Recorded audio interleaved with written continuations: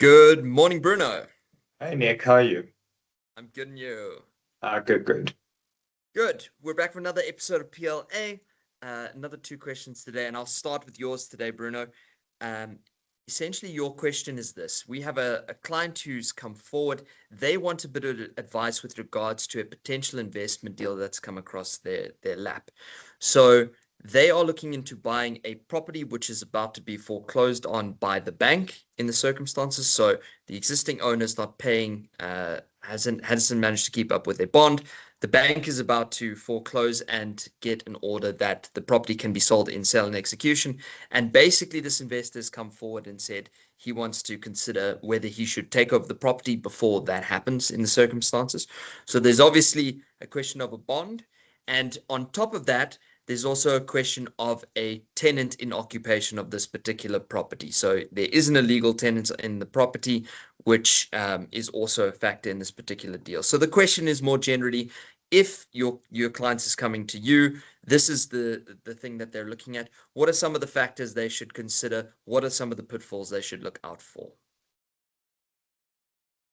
Distressed property transactions are a really nice way to make money, but they do come with a lot of risk, and especially distressed properties.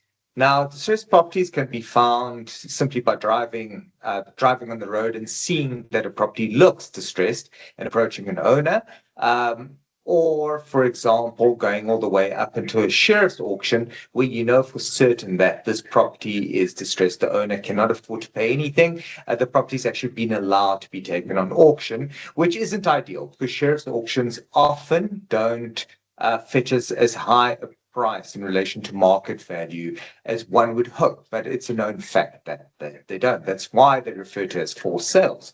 So when approaching a distressed property, depending on where it is in this journey or in this, this concern, like where things start going wrong, will obviously dictate how you're going to approach it.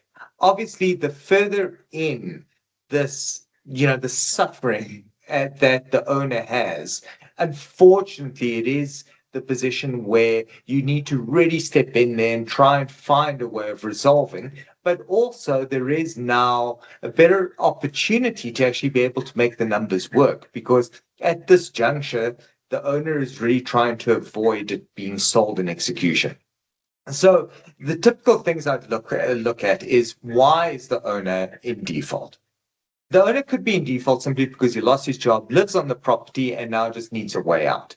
But there's obvious risks with this. And what we sometimes see is that the owners get cold feet. There might be a situation where they're desperate to sell at a certain point because they're in hot water. But unfortunately, after some time lapses, there's a change of mind or a change of situation, and there's a reluctance, for example, to move out. And then doing the flip becomes very difficult. So be very careful with those scenarios. Even an owner that has just, for example, lost his employment might later become a problem. So you need to be able to deal with that.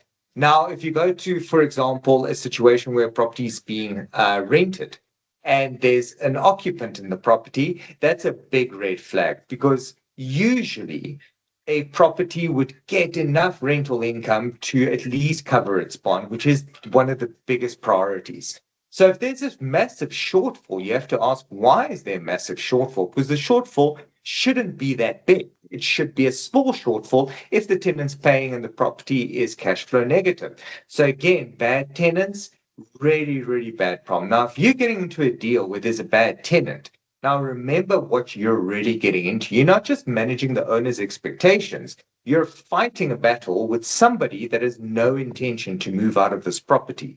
So all these things need to be factored in. How do you approach the owner? How do you take transfer of the property? How do you apply for a bond if you can't even get access to the property in order for the bank valuer to do an assessment? There's a whole bunch of little problems here and there that you need to address.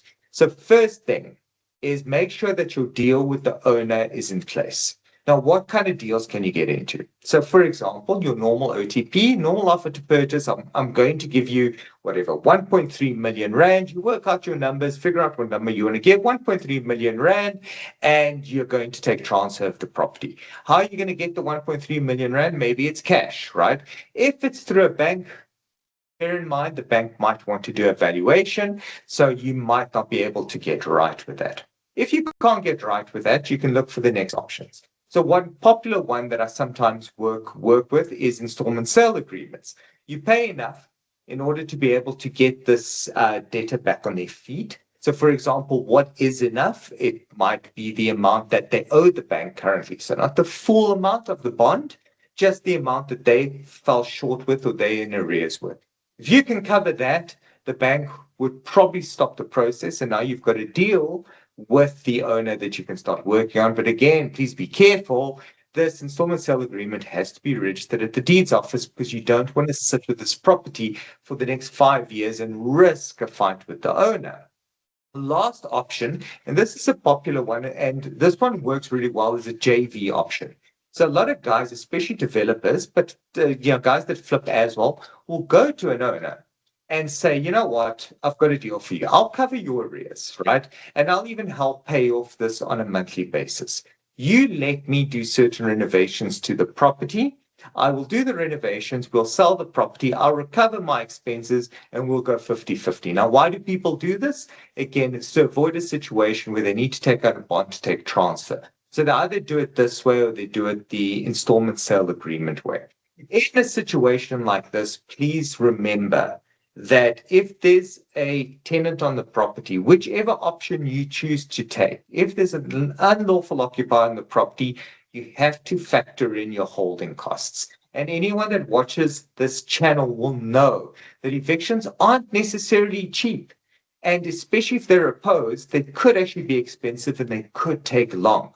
So if a normal unopposed eviction can take, say, 2 months, 3 months, 4 months, as an example, depending on what court, it could take even longer.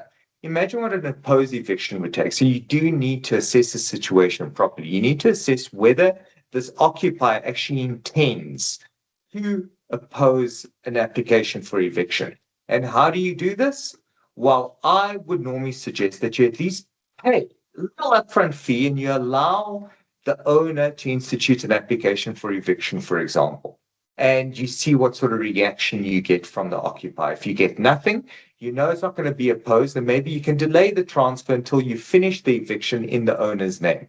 If there's opposition, then you decide from there. Either take the transfer and do the eviction yourself, or do it in the owner's name. So just little litmus test to know how bad the situation is going to be if you were to take transfer.